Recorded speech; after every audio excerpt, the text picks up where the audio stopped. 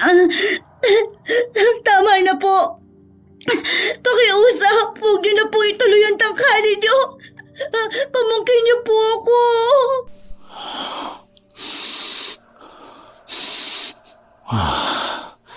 Napakabang mo talaga.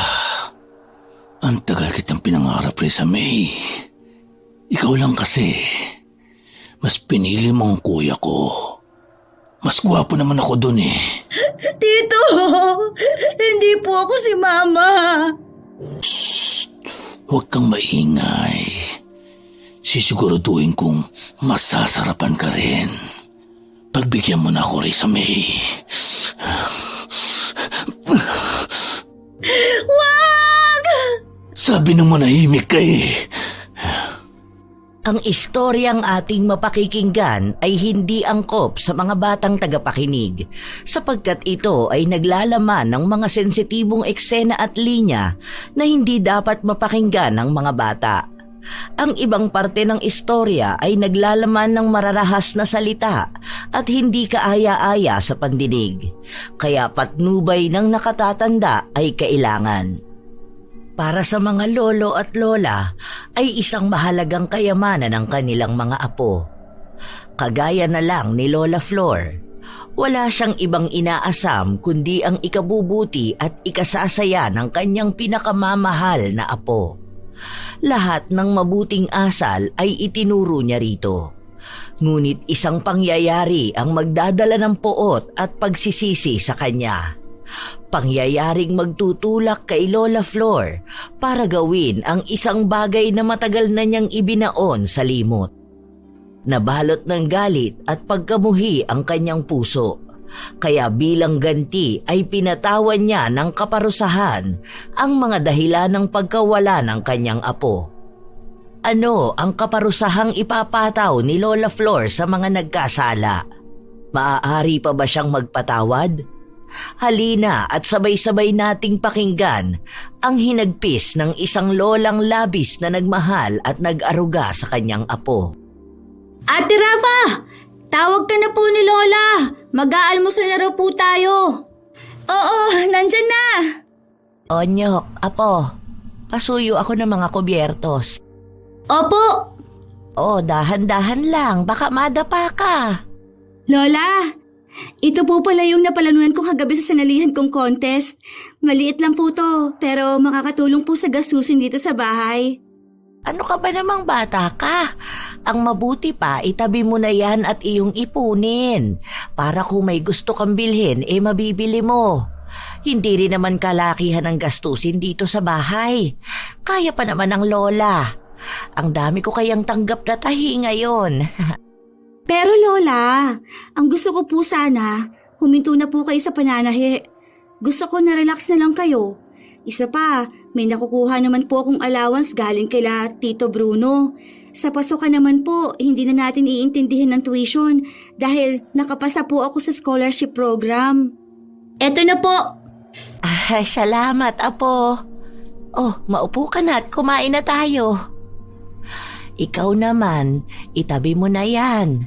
Hindi rin ako pwedeng huminto sa pananahi at wala namang scholarship program sa paaralan nila, Onyok. Lola, malaki ang allowance ko. Kung tutuusin, sobra pa yun sa amin ni Onyok. Kaya huwag ka na po masyadong mag-isip. Sige ka, tatanda ka kaagad niyan. Aba, ang batang ito, talaga namang matanda na ako. Hindi naman po. Para lang po kayong kapatid ni Ate Rafa, Lola. Parehas nga po kayong maputi. Hindi tulad ko, maitim. Apo, hindi ka maitim. Ang tawag sa kulay mo ay kayumanggi.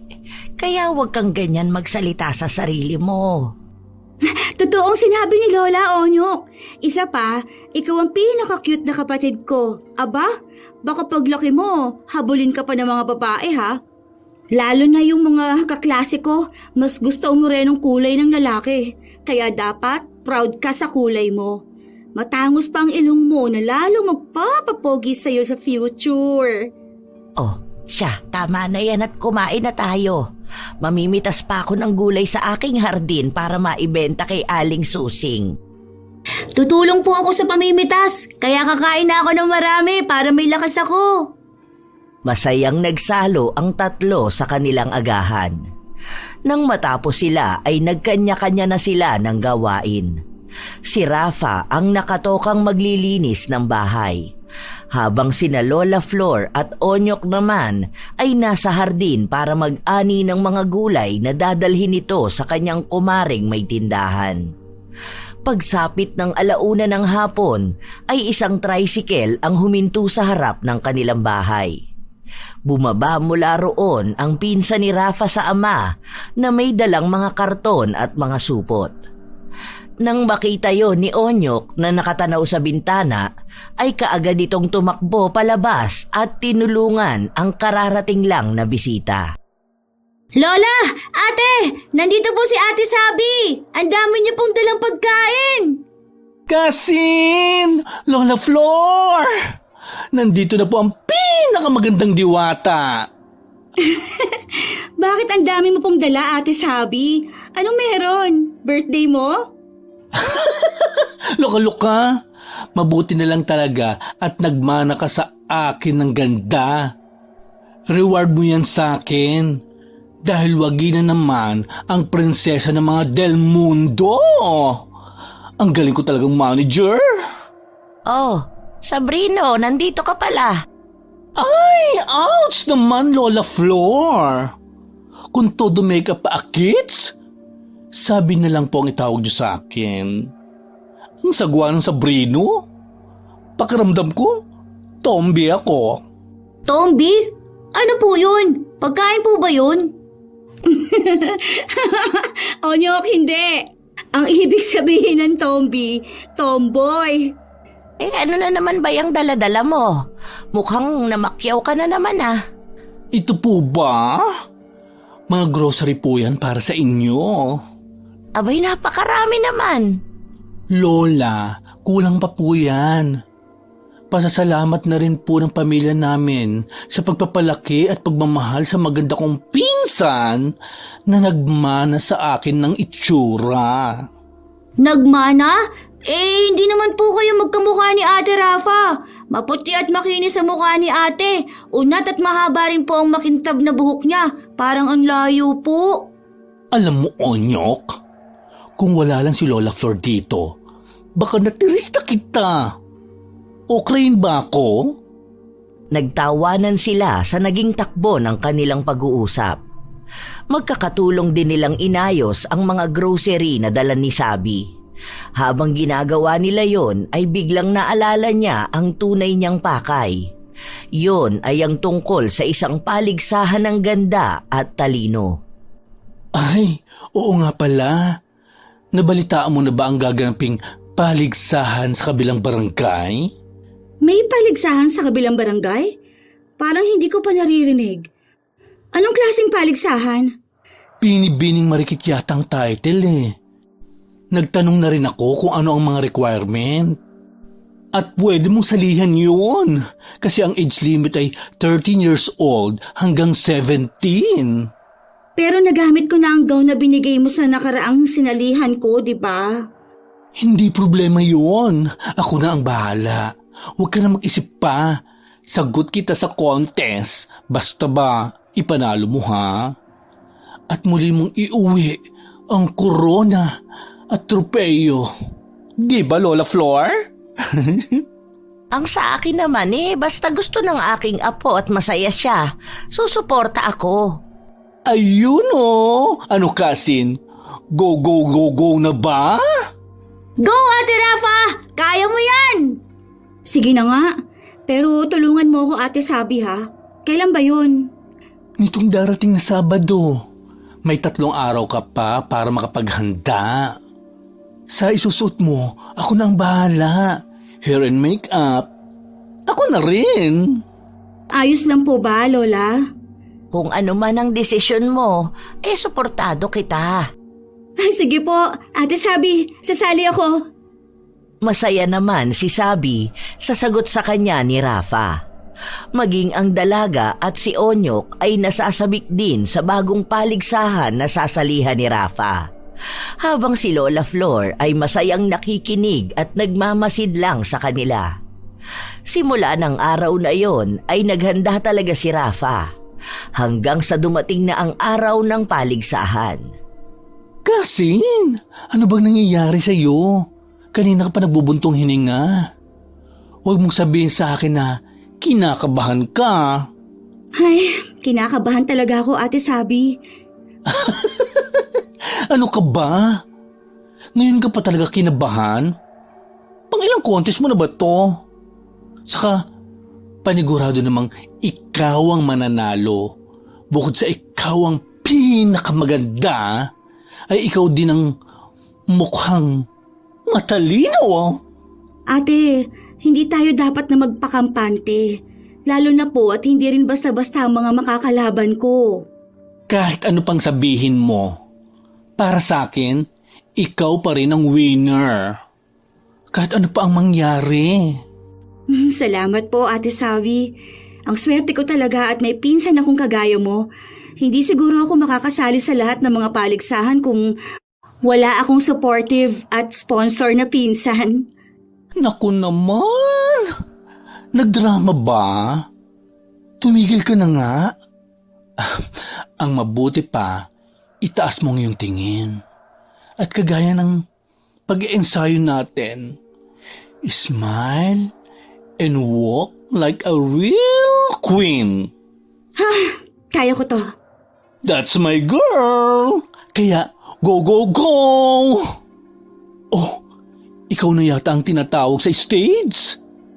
Tumayo na si Rafa at nagpakawala muna ng isa pang buntong hininga. Pagkatapos nun ay taas noo siyang nagtungo sa stage at doon ay rumampa na may nakakaakit ng ngiti.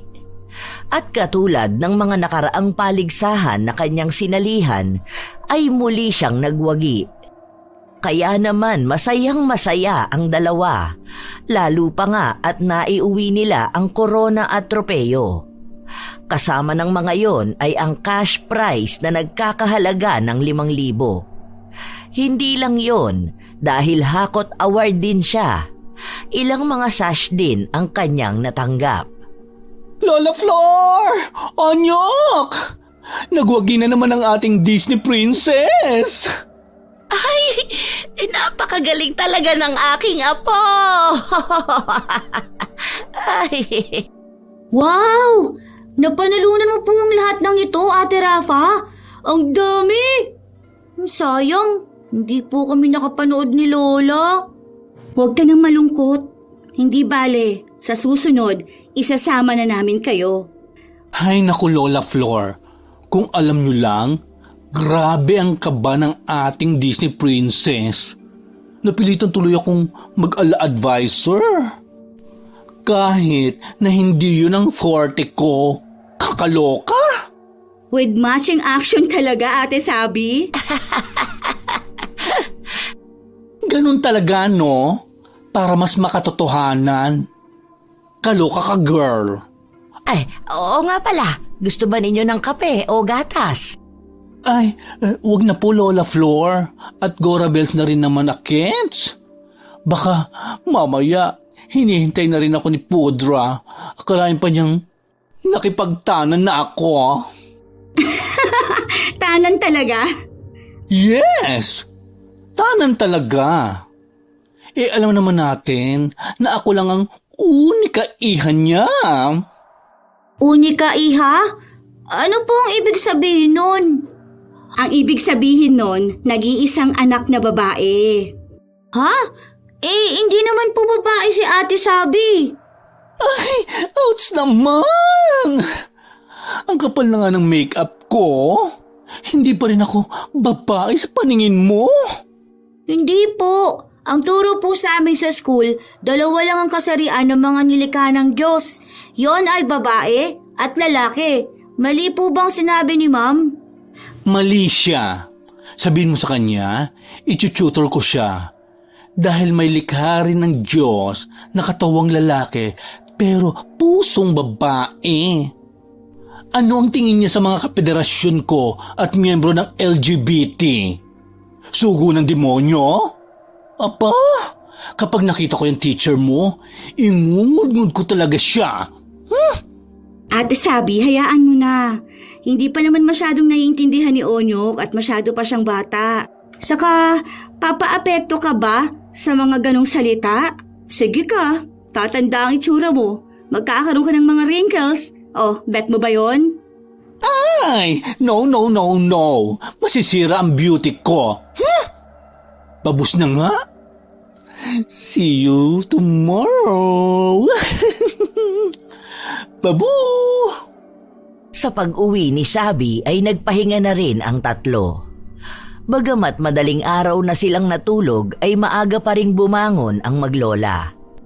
Nakasanayan na rin kasi nila na maagang bumabangon para magawa ang mga gawaing bahay. Ganoon sila pinalaki ni Lola Flor. Nang umaga ring yon ay muling nagpunta sa kanila si Sabi. Inihatid ito ng ama na kapatid naman ng tatay ni Rafa. Lola Flor, kumusta po? Aba, ngayon ka na lang ulit nagawi dito sa amin ah. Ay, sandali at ipagbabalot kita ng gulay. Wow! May libreng gulay na naman ako. Salamat po. Pasensya na rin po sa abala. Ay naku, Papa. Yan lang pala ang dahilan kung bakit ka nagpresentang ihatid ako eh. Tito Bruno? Aba, himala po yata. Hinatid mo po si Ate Sabi. May ibibigay ako sa'yo. Ito, allowance mo yan para sa linggong ito. Ay nako, hindi na po kailangan. Wala naman pong pasok at nanalo po ako sa contest na sinalihan ko. Tanggapin mo na. Pwede mo namang ipunin yan para kung may gusto kang bilhin. Isa kang Del Mundo. Wala na rin ang kapatid ko na dapat ay nag-aalaga at nagpapalaki sa'yo. Sana naman, hayaan mo akong gawin ang hindi nang gawa ng papa mo. Kahit sa ganitong paraan lang, pakiusap. Pero napakalaki po ng 10,000 para lang sa isang linggo. Tanggapin mo na, Kasin. Manipis lang kay Papa yan. Ay sige na nga po. Iipunin ko na lang po ito para may pambili po ako ng mga gamit sa pasukan. Hindi mo kailangan paghandaan ng pasukan. Dahil ako ang bahala sa mga gamit mo. Ipapasyal ko kayo ni Lola Flor bago ang pasukan. Kaya, ibili mo na lang ng mga bagong damit at sapatos yan. Salamat po, Tito Bruno. Mana po talaga sa inyo ng kabaitan si Ate Sabi. Excuse me! Mas mabait ako. Oo na. Ayaw talagang nagpapatalo eh. Bruno, eto na ang mga gulay mo. Sariwa ang mga yan at bagong pitas. Salamat, Lola Flor. Mauna na rin po ako. At kailangan ko na pong pumunta sa store namin. Huwag kang pasaway dito ha. Huwag mong bigyan ng sakit ng ulo ang maglolola. Ano? Bata lang? Umalis ka na nga? Sige po, Lola Flor. Rafa, sunduin ko na lang mamaya ang dalaga ko. Sige po. Ingat po kayo sa pagmamaneho. Sa pag-alis ni Bruno ay iirap-irap pa sa papalayong sasakyan ng kanyang anak. Natatawa naman si Rafa na katabi lang nito. Oh, baka mahipan ka ng masamang hangin at gawin kang duling ha. Ay nako, si Papa na lang ang gawin niyang duling. Ay, may iba ako. Kasin, kapag binibigyan ka ni Papa ng allowance, tanggapin mo lang. Karapatan mo yan. Lalo na at may parte naman talaga ang iyong ama sa mga negosyo ng pamilya. Huwag ka na mahihiya.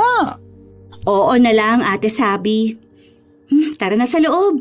Ipapakita ko pa sa'yo yung bagong tinahing damit ni Lola Flor para sa atin nila Onyok. Pati ako meron. Ang sweet talaga ni Lola Flor. At dahil dyan, sisiguraduhin kong ipagtitimpla ko ng masarap at sosyal na kape si Lola. Ay, tara na, dali!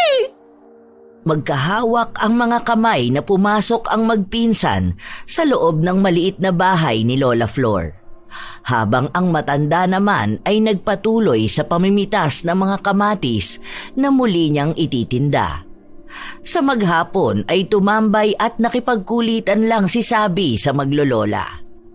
Nang sumapit ang hapon ay sinundo na rin siya ng kanyang ama. Bye-bye, Ate Sabi! Babus! Napakaganda talaga ni Rafa. Ay, huwag mong sabihin na pati si Rafa, hindi mo pinalagpas sa kamanyakan mo? Grabe ka naman, anak. Totoong napakaganda naman talaga ng pinsan mo. Kamukhang kamukha niya ang kanyang ina. So, pinagnanasaan mo nga si Rafa.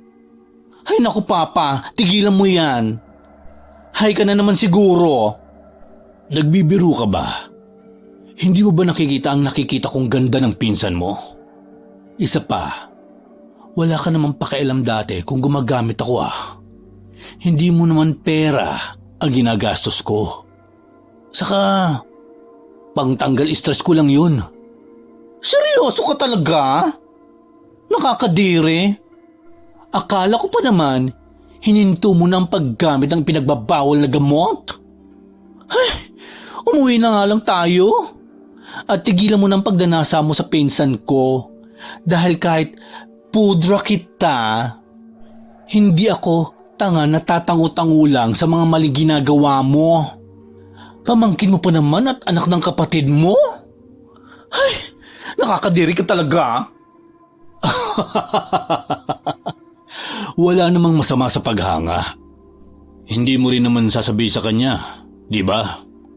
Kahit ano pang sabihin mo, hindi pa rin tama. Hindi ka ba natatakot na baka dumating ang panahon na sa impyerno ka pulutin? Matuto ka namang matakot. Pasensya na tayo, anak. Wala na akong kinatatakutan. Demonyo ko talaga. Wala kang kasing sama. Tumatawa-tawa pa si Bruno para lalong inisin ang kanyang anak. Samantala, sa loob ng bahay ng maglolola ay masaya nilang pinag-uusapan kung gaano kabait ang mag-ama. Lingid sa kanilang kaalaman ay may masama palang iniisip si Bruno sa kanyang sariling pamangkin. Lumipas pa ang mga araw at laging nagpupunta sa kanila si Sabi. Tila ba lagi itong nakabantay sa kanyang magandang pinsan. Bagay na hindi naman binigyang pansin ng maglolola. Isang araw ay nagtungong muli ang Becky sa bahay nila, ngunit hindi na ito nag-iisa. Kasama nito ang kanyang ama. Kasing! Lola Flor! Onyo! Oh, ano nangyari? Bakit ka sumisigaw dyan? Malapit na po ang dibo ko. Ay, oo nga pala, no? Hindi pa ako nakakabili ng regalo. Mamimili ka ba ngayon ng mga gagamiting pangdekorasyon? No need. Kumuha ko ng gagawa nun. Nandito ako para sa isusuot ko. Nasaan si Lola Flor? Pasok muna kayo, tatawagin ko lang si Lola. Nasa kusina siya, nagluluto ng tanghalian. Si Lola bang pagagawain mo ng gown mo? Yes! Yes! And yes! Sandaling nagtungo ang dalagang si Rafa sa kusina upang tawagin ang kanyang lola. Hindi naman naghintay ng matagal ang mag-amang naiwan sa sala, dahil kaagad na pinuntahan sila ni Lola Flor. Oh, Bruno, Sabi, hinahanap niyo raw ako. May importante daw po na sasabihin ng binata ko. Binata talaga? Nakatodo make-up at crop top pa ako? Tapos ang itatawag mo sa akin, binata? Pasensya na. Ang dalaga ko pala. Yan! Ganyan dapat. Ikaw talaga, Ate Sabi. Ay, oh, Sabihin mo na ang pake mo kay Lola Flor. Nasasabik na ako eh. Ganito po kasi Lola Flor. Di ba malapit na ang dibo ko? Aba, oo nga pala ano. So, ito na nga po. Dahil malapit ng birthday ko, plano ko po sana na magpatahi ng aking bonggang gown. At request ko po sana, ikaw po magtahi. Kung hindi ka lang po busy. Sigurado ka? Matagal-tagal na akong hindi nananahi ng mga ganoong kasuotan. Pero, tiwala po kami na kayang-kaya niyo po.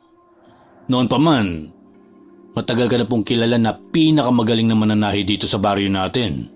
Pero sa panahon ngayon marami ng mga kilalang mananahi ng mga ganong uri ng kasuotan. Pero, ikaw po ang bet ko na gumawa ng aking dream gown. Pag hindi po ikaw ang gagawa, edi hindi na lang po ako magsa-celebrate ng debut ko. Nako, nanakot pa. O siya, sige na. Susubukan ko. Anong klaseng gown ba? Yes! Love talaga ako ni Lola. Bali po ang gusto ko po ay yung body fit na maraming kikinang-kinang at may mahabang slit sa gilid. Anong kulay ba ang gusto mo? Dahil morena po ako, kulay dark pink.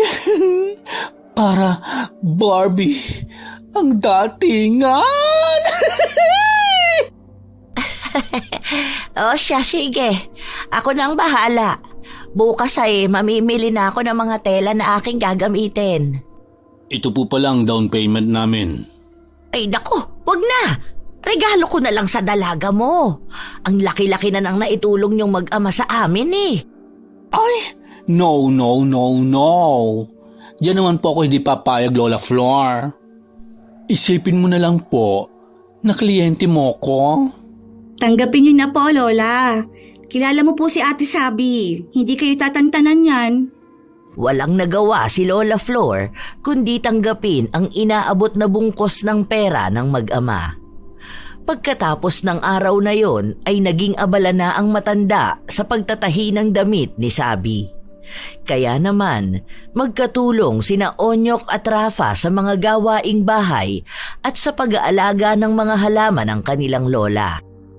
Lumipas pa ang mga araw at natapos na rin ang ginagawa ng matanda. Ilang araw na lang ay kaarawan na ni Sabi.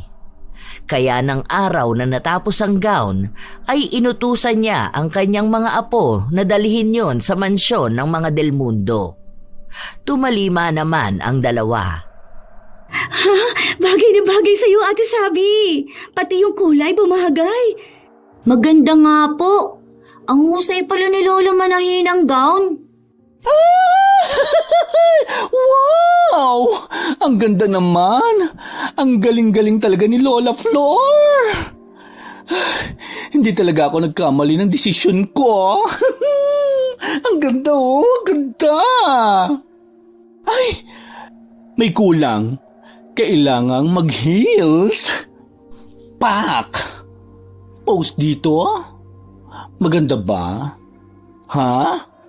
Bagay ba?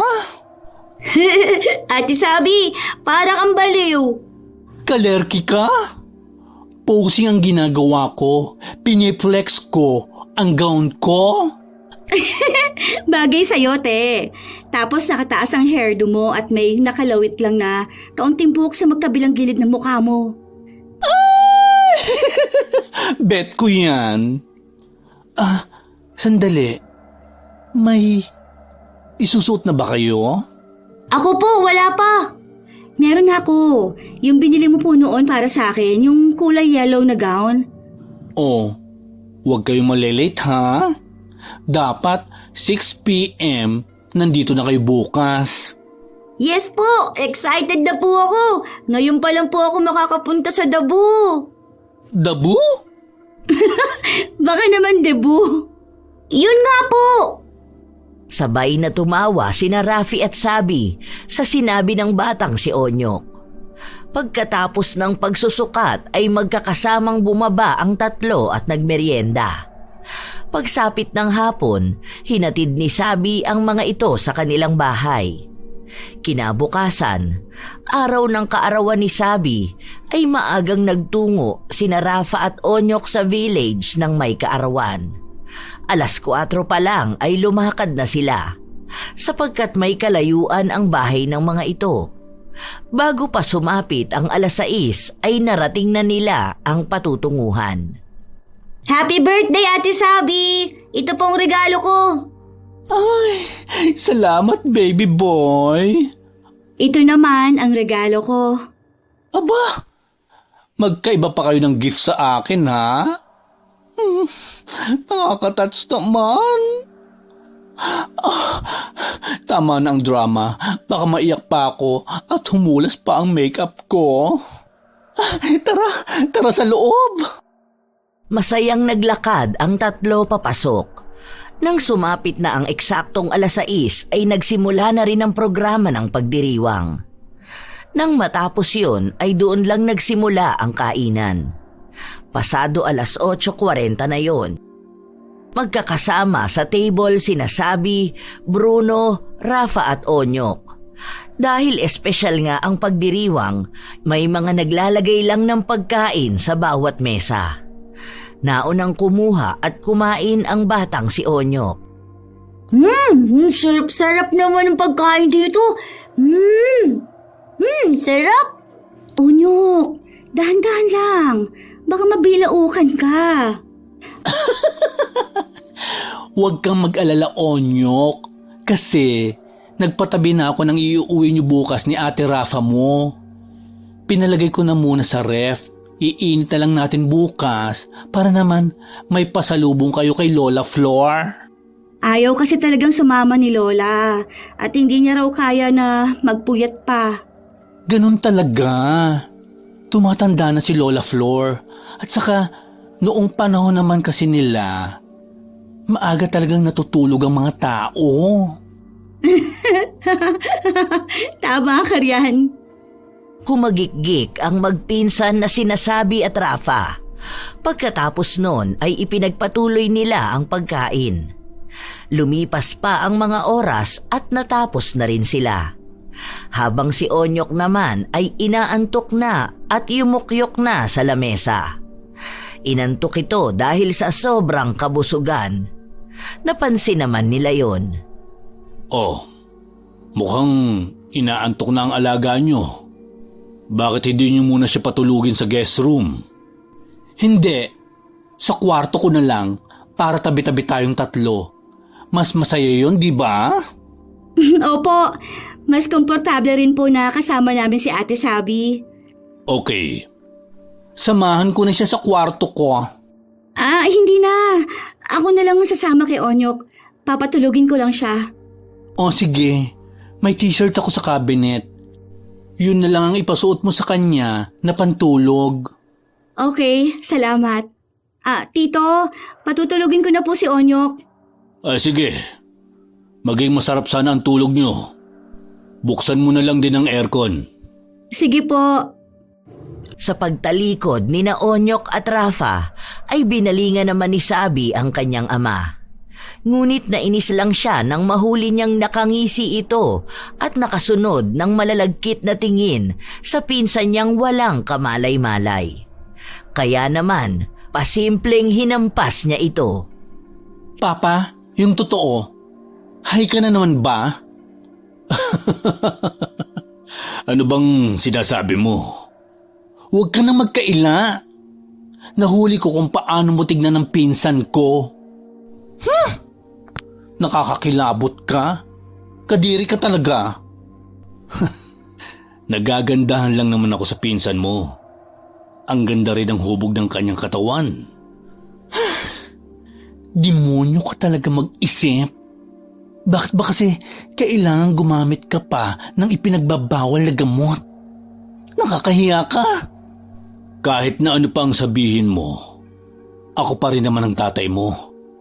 Kaya wala kang magagawa sa kung ano man ang gusto kong gawin. Kung may masama kang bala kay Rafa, huwag mo nang ituloy.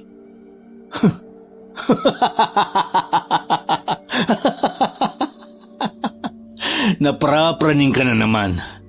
Kung ano-ano ang iniisip mo. Paanong hindi ako mapapraning? Kung makatitig ka kanina kay Rafa, parang matutunaw na siya. Tumutulo pa ang laway mo.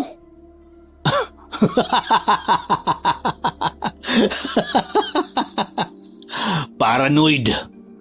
Hindi na nakipagtalo pa si Sabi. Tumayo na lang siya at sinundan ng mga pinsan, sapagkat alam niyang high na naman ang ama sa ipinagbabawal na gamot. Kaya hindi rin siya mananalo rito. Lalo na at may pagkabayolente ang kanyang ama sa tuwing hindi nito nakukuha ang gusto. At para maiiwas ang kanyang pinsan sa masamang tangka ng ama, ay sumunod siya kaagad sa kwarto at siniguradong nakasara ng mabuti ang pinto. Ngunit sa paglalim ng gabi, habang natutulog na sina Sabi at Onyok, ay naalimpungatan ang dalagang si Rafa at nakadama ng pagkauhaw. Kaya naman tumayo siya at lumabas ng silid. Pero nang pababa na siya, ay nasa lubong niya ang kanyang tiyuhin. Ay, Tito Bruno. Oh, bakit gising ka pa? Nakadama lang po ako ng pagkauhaw. Kukuha lang po ako ng tubig. Ganun ba? Kuha ka na lang sa baba. Sandali. May iaabot nga pala ako sa'yo. Baka tanghalian ako ng gising at hindi na kita maabutan. Ano po yun? Yung balansi ko sa pinagawang gown ng dalaga ko. Sige po. Sumunod ko sa akin. Nasa office ko na yon at nakahanda na. Walang kamalay-malay si Rafa na nahulog na pala siya sa bitag ng kanyang tiyuhing may masamang tangka sa kanya. Hindi man lang niya napansin ang mga kakaibang tingin at titig nito sa kanya noong nag-uusap sila. Nang makapasok na sila sa opisina, ay nagulat na lang siya nang bigla itong humarap sa kanya at binigyan siya ng isang malakas na suntok sa tiyan. Dahil doon ay nakaramdam ng panghihina ang dalaga. Bakit po? Sa wakas. Napakabang mo talaga. Amoy baby. Nakakagigil ka. Naisa nang itulak ni Rafa ang kanyang tiyuhin, ngunit wala siyang lakas. Kaya naman nang buhatin siya nito ay sinubukan na lang magpumiglas ng dalaga. Pero higit na mas malakas si Bruno. Wala itong kahirap-hirap na naihiga sa lamesa ang kanyang biktima. Habang si Lola Flor naman ay nagkaroon ng masamang pangitain. Apo, bakit ka umiiyak? Lola, tulungan niyo po ako. Pakiusap. Ano bang nangyayari sa iyong bata ka? May problema ka ba? Sige, sabihin mo kay Lola. Makikinig ako. Tulong! Pakiusap! Tulungan niyo po ako! Paano kita matutulungan, Apo, kung hindi mo naman sasabihin? Kaya ang mabuti pa ay ipaalam mo na sa akin para alam ko kung anong tulong ang magagawa ko. Lola, ayoko pa mamatay. Mamatay? Ano bang pinagsasasabi mong bata ka? Huwag ka nga magsalita ng ganyan. Tinatakot mo ako. Ano ba talagang nangyayari sa'yo? Tulungan niyo po ako. Papatayin po ako ni... Hindi na naituloy ni Rafa ang kanyang sasabihin, sapagkat biglang umihip ang napakalakas na hangin. Kasunod nun ay isang puwersa naman ang bigla na lang humila kay Rafa palayo sa kanya. takot at naguguluhan sa nangyayari ay napatayo siya at isinigaw ang pangalan ng apo. Rafa! Apo! Ang apo ko! Lola! Tulong! Naputol lang ang sigaw ng kanyang apo nang magising sa isang panaginip si Flor. Napabangon ang matanda at napahawak sa kanyang dibdib na malakas na kumakabog. Ang apo ko! Ay, Diyos ko po! Panaginip! Panaginip lang ba talaga ang lahat? Hindi! Paano kung isa yung pangitain? Paano? Pero hindi naman siya ipapahamak ng kanyang mga kamag-anak.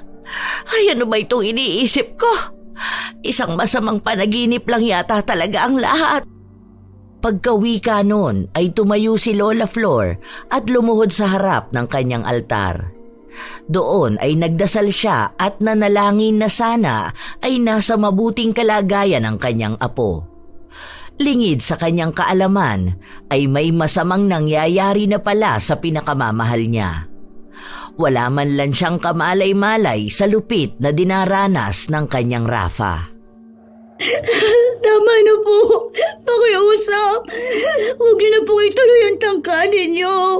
Pamangkin niyo po ako.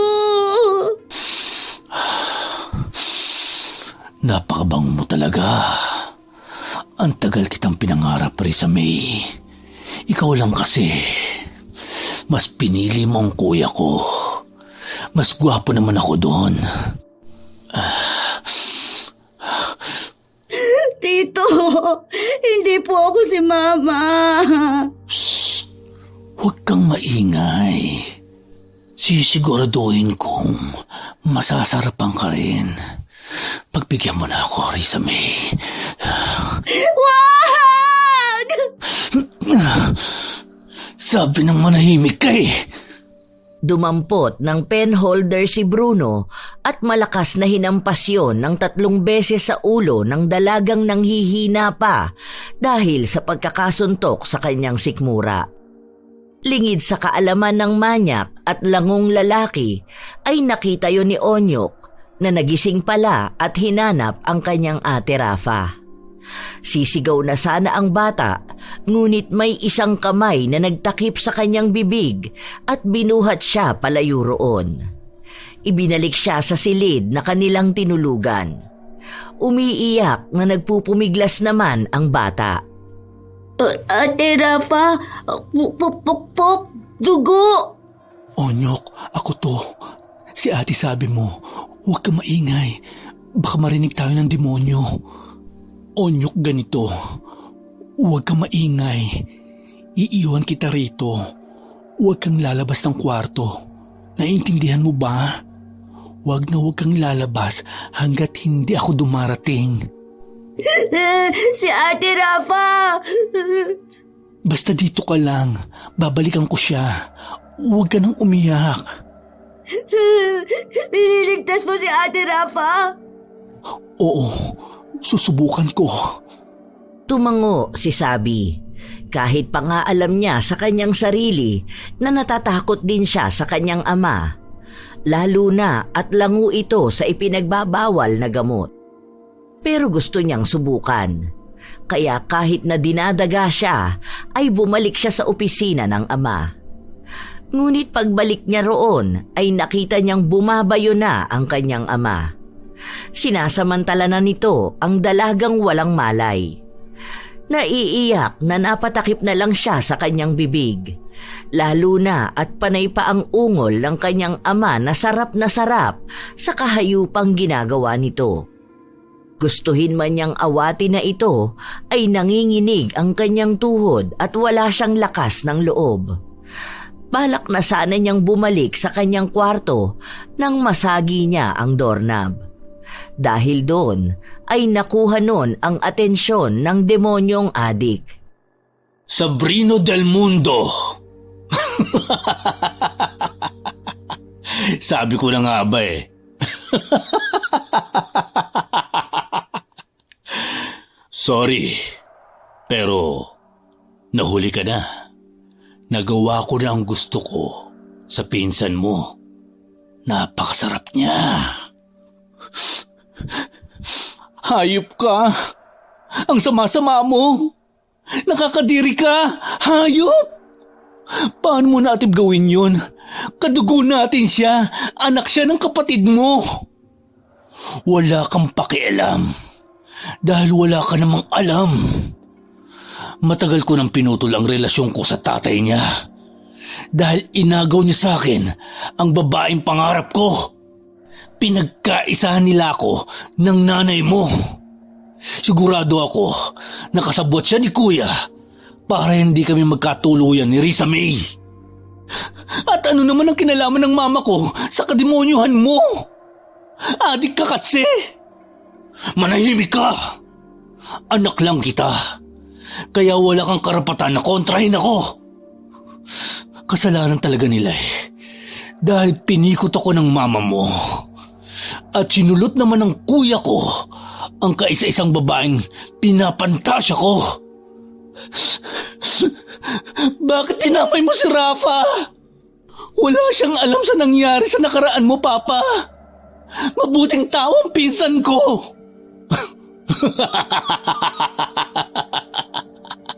Wala ka nang magagawa. Tapos na. Nasarapan ako.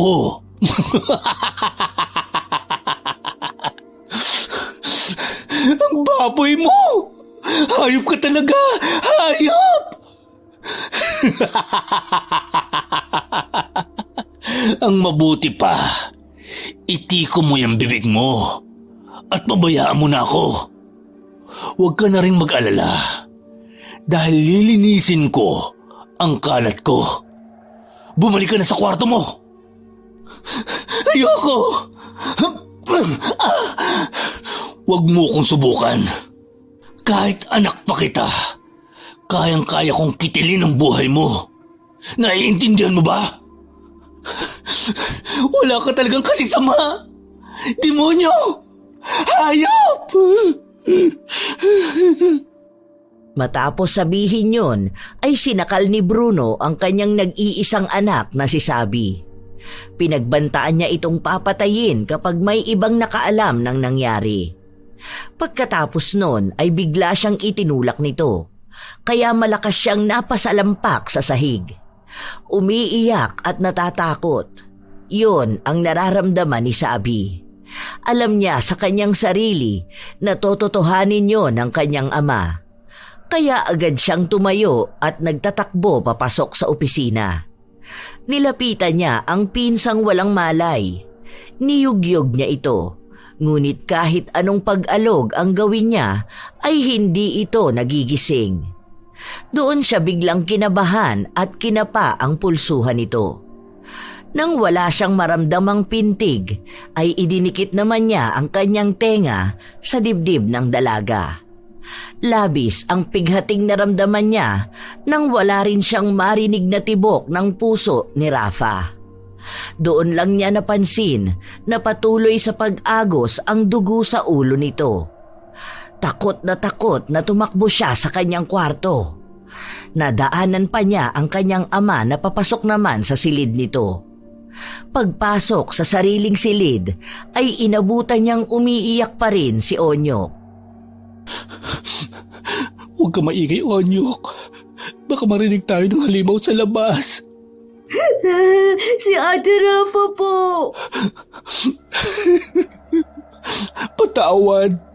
Patawarin mo ako. Pero hindi ko kayang labanan ng halimaw.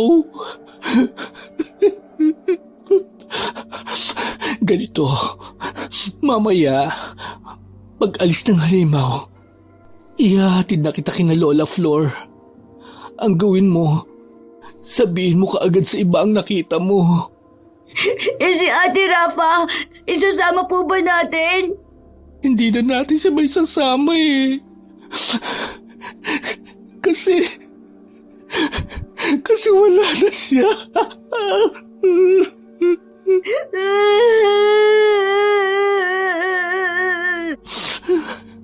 Onyok, makinig ka. Hindi mabait ang papa ko. Kaya wag na wag ka magtitiwala sa kanya. Pagdating mo sa bahay niyo, kaagad mo sabihin ang lahat kay Lola Flor. Paano ka po? Huwag mo na akong alalahanin.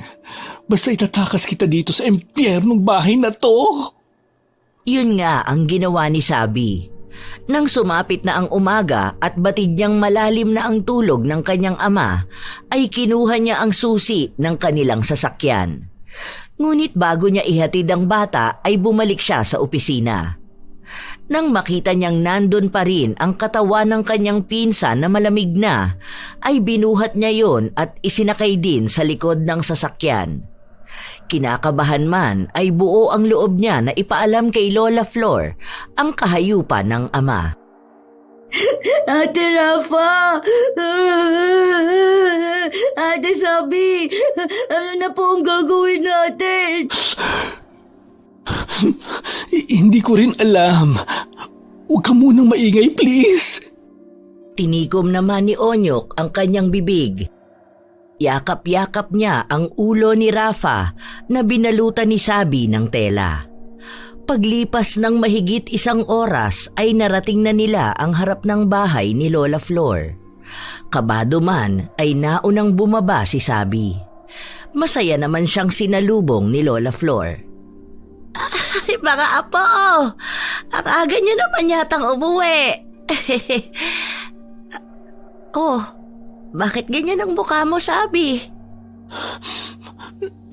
Lola.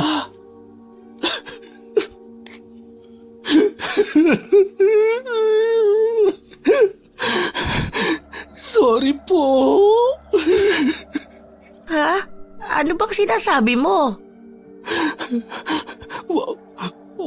Wala na po si Rafa.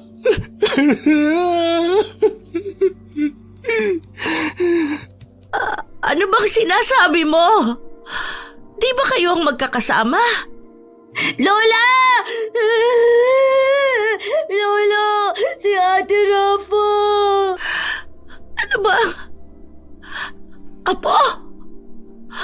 Ang apo ko! Anong ginawa niyo? Bakit hindi niyo siya sa ospital dinala?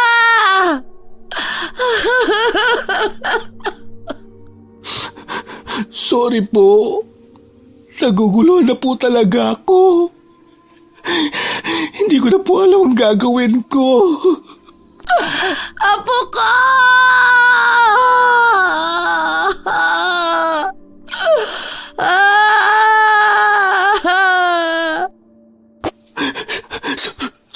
Sorry po.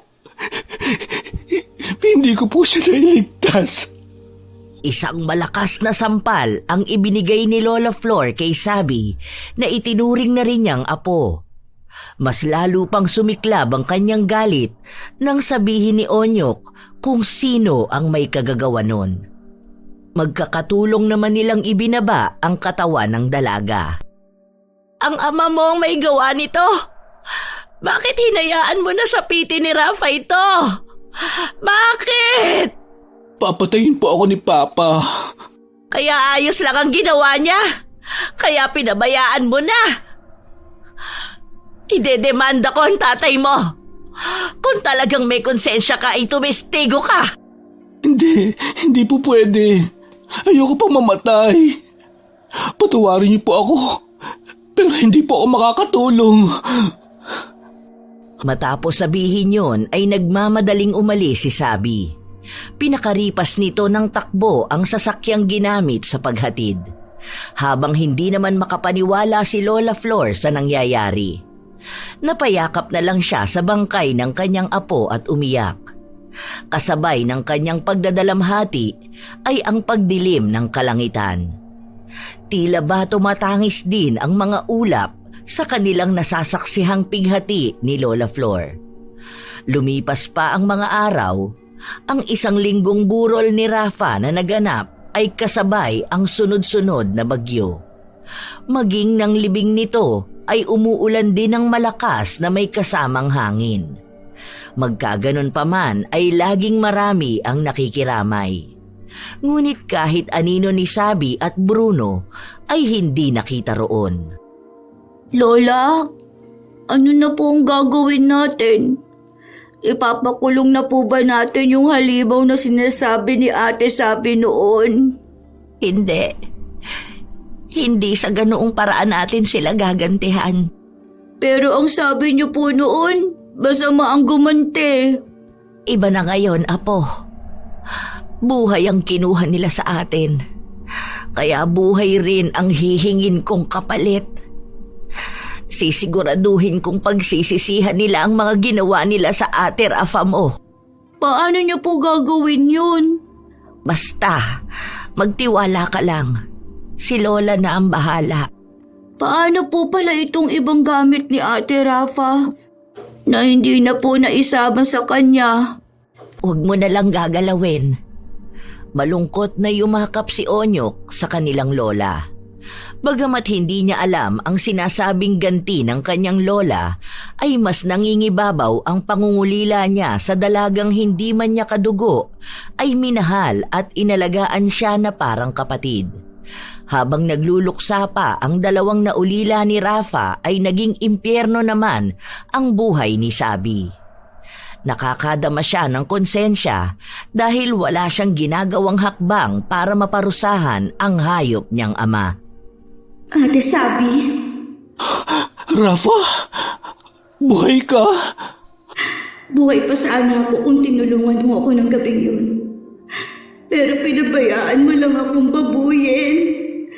Bakit hindi mo ko tinulungan? Bakit mo hinayaang mamatay ako? Ang sama mo! Rafa! Hoy! Anong Rafa? Bakit? Sinusundo ka na ba ng pinsan mo? Anong ginagawa mo sa kwarto ko? Lumabas ka dito! Alis! Hoy, bakla! Baka nakakalimutan mong pamamahay ko to. Baka gusto mong isunod kita sa pinsan mo. Ano pa bang gusto mo? Pinatay mo na nga si Rafa. At ano, isusunod mo ko? Aba, talagang bastos ka. Gusto mo yata talagang makatikim na naman ng bugbog. Hoy bakla, may atraso ka pa sa akin. Itinakas mo ang katawan ni Rafa na dapat ay pinabayaan mo lang sa akin. Alam mo bang para akong ulol na hindi makita ang masarap na pagkain ko? Demonyo ka talaga. Hindi ko matanggap na ikaw ang tatay ko. Gago ka pala eh. Naging mabait lang ako sa'yo para mas lalong mapadaling mapalapit ako sa pamilya ng kuya ko. Ano bang akala mo? Tanggap kita? Ang kapal naman ng mukha mo. Matapos sabihin yon, ay bigla na lang hinablot ni Bruno ang ulo ng anak at saka ito sinapak-sapak ng ilang ulit. Lumaban si Sabi at tinadyakan ang ama. Nang makawala sa pagkakasabunot sa kanya, ay dali-dali siyang tumakbo papasok ng banyo. Dahil sa hindi siya naabutan ng ama, ay nagwala ang may edad na lalaki. Pilit pinapabuksan sa anak ang pinto na makailang ulit na sinipa. Pero dahil sa takot na patayin siya nito, ay napaupo na lang siya sa gilid at umiyak. Batid niyang sabog na naman ang ama, kaya siya na naman ang napag-inita nito. Habang sa bahay naman ni Lola Flor, ay abala ang matanda sa pagbabaon ng isang kahon sa kanyang hardin. Nang matapos ito sa ginagawa, ay pumasok ito sa kanyang kwarto at isinagawa ang pagganting kanyang sinasabi. Ipapatikim ko ngayon sa iyo, Bruno. Ang sakit na naramdaman ng aking apo sa palad mo. Sisiguraduhin kong magdurusa ka. Matagal ko na ring hindi ginawa ang pambabarang. Pinilit kong kalimutan ang karunungan ko. Pero ngayon, ayoko man ay magbabalik na ang dating malupit at walang pusong Flor na ibinaon ko na kasama ng anak ko. Kaya humanda kayo sa pagbabalik loob ko sa itim na mahika. Dahil baboy ka at nilapastangan mo ang aking apo ay gagawaran kita ng isang regalo.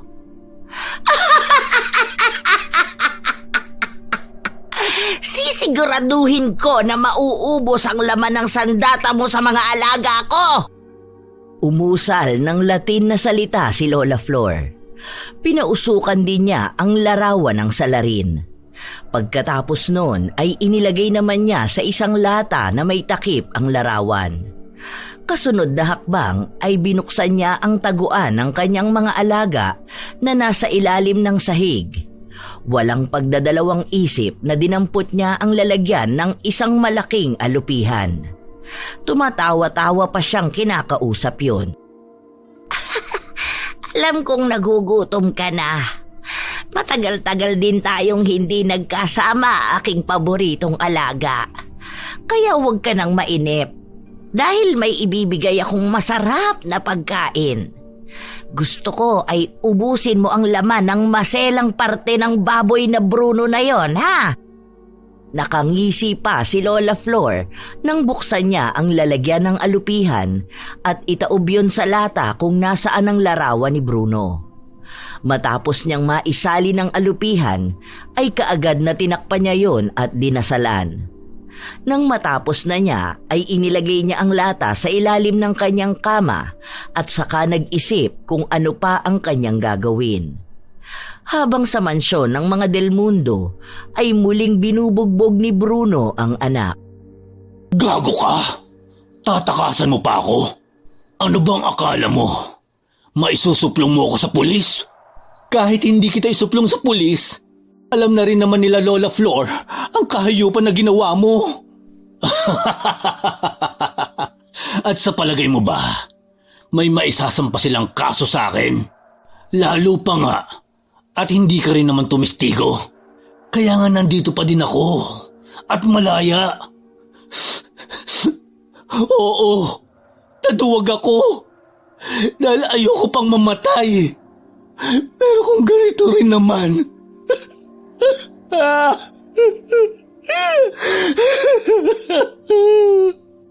Hindi na naituloy ni Sabi ang kanyang sasabihin nang bigla na lang mamilipit sa sakit ang kanyang ama. Kaya naman kinuha niya ang pagkakataong yun para tumakas. Itinulak niya ang kanyang ama at sa pagkakatumba nito ay dali-dali siyang tumakbo. Nais man ni Bruno na habulin siya ay wala na siyang nagawa pa dahil sobrang sakit ng kanyang pagkalalaki. Para bang may kung ano sa loob nito at sa bawat pagkilos niya ay mas sumasakit pa. Pero tila walang katapusan ang paghihirap na yon ng lalaki. Dahil nang tinangka niyang tumayo, ay bumagsak naman sa kanya ang bakal na upuan ni Sabi na siyang kinapitan ng may edad na lalaki. Tumama yon sa gilid ng kanyang ulo, kaya nawalan siya ng malay. Habang sa bahay naman ni Lola Flor, ay may naisipan siyang idagdag na kaparusahan kay Bruno. Hindi, kulang pa ang aking ginawa. Dapat mas magdusa pa siya. Alam ko na, gagamitin ko ang aking mga uod para kahit buhay pa siya ay maramdaman niya ang pakiramdam ng naaagnas. Yun nga ang ginawa ni Lola Flor.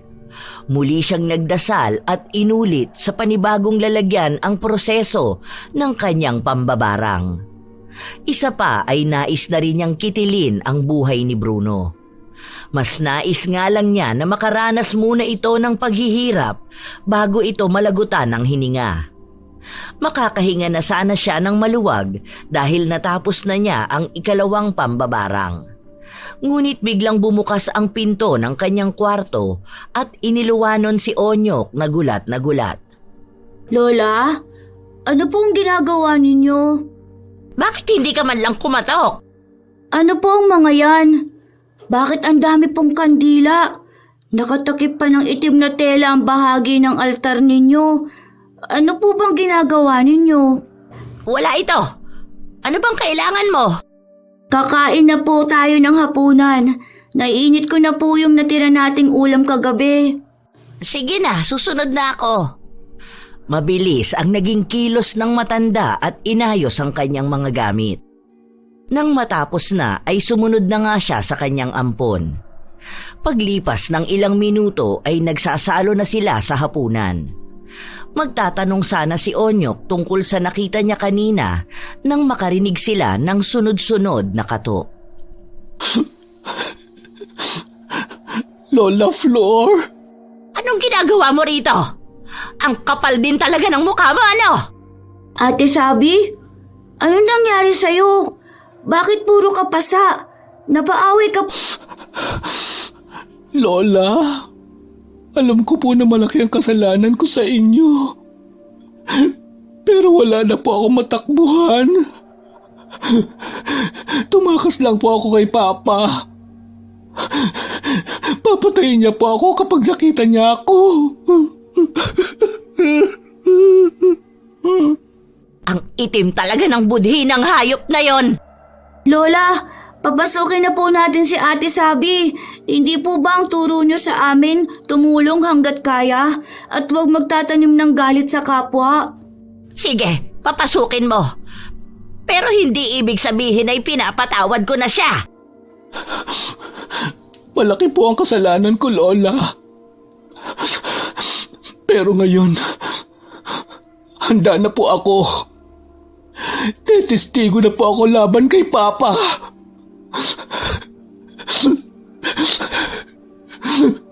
Hindi na kailangan ng testigo dahil hindi ako magdedemanda. Pumasok ka na. Matapos papasukin si Sabi, ay hindi na itinuloy ni Lola Flor ang kanyang pagkain. Bagkus ay tinungo niya ang kanyang kwarto at nagsagawa na naman ng isang ritual para sa pambabarang. Pero iba ang target niya ngayon. Wala naman sana siyang planong idamay si Sabi, pero nabuhay ang galit at tampo sa kanyang puso. Kaya naman binarang niya ito. Nilagyan niya ng bubuyog ang tenga nito. Kinabukasan ay dumadaing si Sabi ng sakit ng ulo. Ate Sabi, ang aga niyo naman po nagising. Gusto kong ipaghanda si Lola ng almusal. Alam kong hindi ako basta mapapatawad ni Lola. Pero kahit sa ganitong paraan lang, sana mabawasan man lang ang galit niya sa akin. Kahit kaunti lang. Ate, mabait si Lola. Siguro po, hindi pa siya makapagpatawad ngayon. Pero ramdam ko po na babalik din sa dati si Lola. Naniniwala ako sa sinabi mo. Dahil hindi naman kayo lalaking mabait ni Rafa. Kung hindi dahil kay Lola. Ang ulo ko! Ate Sabi, ano po nangyayari sa'yo? Ang sakit-sakit! Dahil sa sakit na nararamdaman ay nawala ng malay si Sabi. Nataranta naman si Onyok at kaagad na tinawag si Lola Flor. Ano na naman bang arte ng baklang yan? Lola, hindi po nag-iinerte si Ate Sabi. Kanina dumadaing siya ng sakit ng ulo niya. Tapos po, bigla na lang siyang sumigaw habang hawak niya po yung ulo niya. Tama lang sa kanya yan. Duwag kasi siya. Lola, paano niyo po nasasabi yan? Naninibago po ako sa inyo. Dahil simula noong bata pa po ako, lagi niyo kaming pinapangaralan ni Ate Rafa na maging mabuti sa kapwa kahit na may kasalanan to sa amin. Kasama na po ba ni Ate Rafa ang malambot na inyong puso? Pinatay na rin nila ako nang kunin nila ang buhay ng apo ko. Lola, paano niyo po nasasabi yan? Naninibago po ako sa inyo. Dahil simula noong bata pa po ako, lagi niyo kaming pinapangaralan ni Ate Rafa na maging mabuti sa kapwa kahit na may kasalanan to sa amin. Kasama na po ba ni Ate Rafa ang malambot na inyong puso? Gusto mang magtigas-tigasan ni Lola Flor ay hindi niya magawa, lalo na nang makita niya ang lungkot sa mata ng kanyang ampon. Kaya naman kinalma niya ang kanyang sarili at sinabihan itong lumabas na ng silid. Hindi man niya lubos pang napapatawad si Sabi sa kaduwagan nito, ay aalisin na niya ang barang sa Becky. Pero hindi kay Bruno. Nang matapos na niyang maisawalang bisa yon ay nagbihis siya.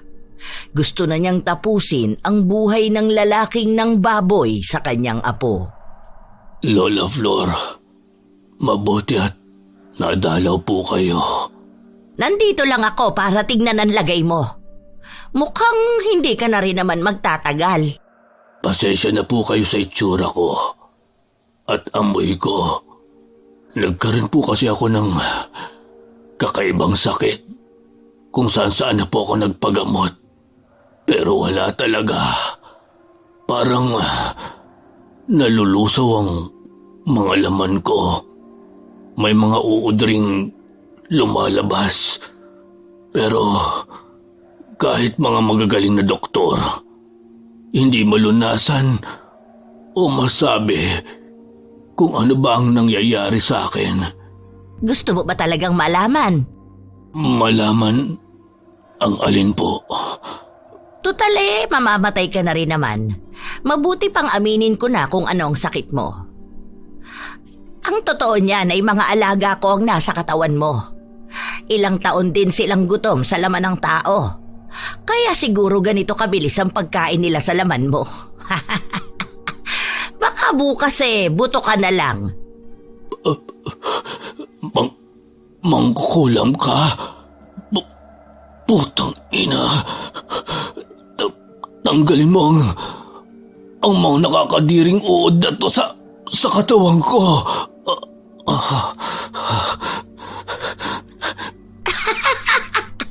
Kung tutuusin masyado pa nga madali ang pagkamatay mo. Hindi ka man lang nagdusa ng husto. Hindi mo man lang naramdaman ang totoong galit sa puso ko. Tarantadong matanda ka. Sa oras na gumaling ako, isusunod na kita sa apo mo. Magsama-sama na tayo sa impyerno. Wala namang magagawa ang galit mo Dahil ilang oras na lang, alam kong bibigay na ang katawan mo. Napakasaya mong pagmasdan. O sige na, aalis na ako. Sinilip lang talaga kita. Gusto ko kasing makita ang mukha mong nahihirapan. Sandali, Lola Flor. Nakikiusap ako. Tanggalin mo na po ang mga ito sa katawan ko. Handa akong magbayad. Kahit gaano kalaki. Kahit magkano. O kaya, kahit anong gusto mong ibigay ko. Pera, pansyon, kotse, kahit ano. Ay, kay sarap pakinggan na nakikiusap ka. Pero buo na ang desisyon ko na ilagay ka na sa dapat mong kalagyan. Kaya pasensyahan na lang tayo. Kung gusto mo talagang umalis sila sa katawan mo, subukan mong maligo ng asido. Muli ay tumawa pa ng malakas si Lola Flor, habang panay naman ang pagmumura ni Bruno.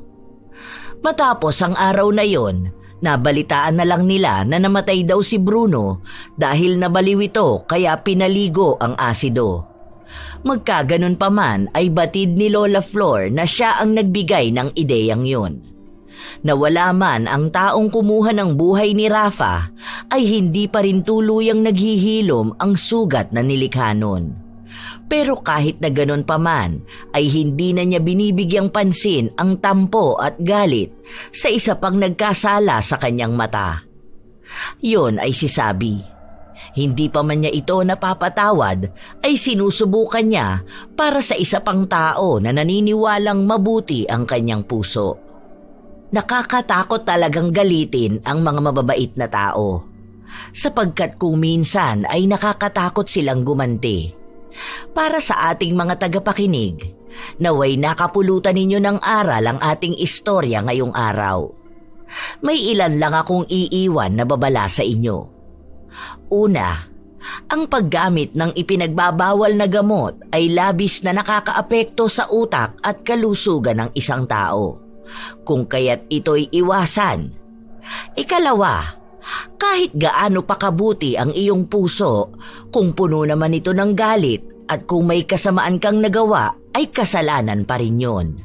Kaya huwag tayong magpapadala sa galit. Ikatlo, minsan ay mahirap na talagang magtiwala. Dahil sa panahon ngayon, kahit sarili mong kadugo ay gagawan ka ng masama. Kaya piliin nating mabuti ang ating pagkakatiwalaan. Shout out sa ilan sa mga masusugid na tagapakinig ng mga istorya ni Lola Telang. Hi kina Mercy Dulce, Jingva Flor, Imelda Cordova, Jenny Balagtas, Rubelin Eneria at sa Eneria Family, Mel G. Tupal, Mirna Alfaro, Kimpoy Feliciano, Razon Yao, Mel Santarita at Marlene Guevara.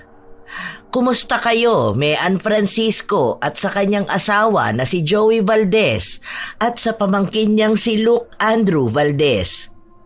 Aslam Liza, Tolit 77 Agri Farm at sa kanyang asawang si Arian Aquino ng Lumban, Laguna.